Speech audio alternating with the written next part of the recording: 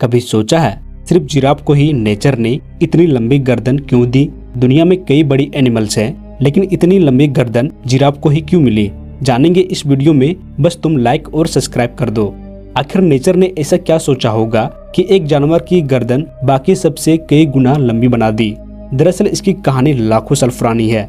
Africa के जंगलों में जब सूखा पड़ता था तो जमीन के पास की घास और पत्तियां जल्दी खत्म हो जाती थी, लेकिन जिन जिराफों की गर्दन थोड़ी लंबी होती थी वे ऊंचे पेड़ों की पत्तियां आसानी से खा लेते थे, और यही छोटी सी बढ़त उनके जिंदा रहने का सबसे बड़ा कारण बन गई। धीरे धीरे वही जिराफ जिंदा रहे जिनकी गर्दन लंबी थी, और उनकी अगली पीढ़ियां में गर्दन और लंबी होती चली गई। इसे ही कहते हैं नेचुरल सिलेक्शन।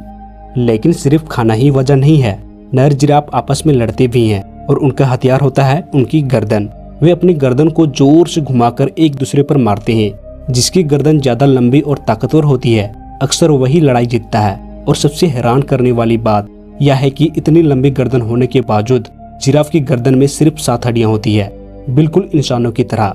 इंसानों के गर्दन में भी 7 हड्डियां होती है।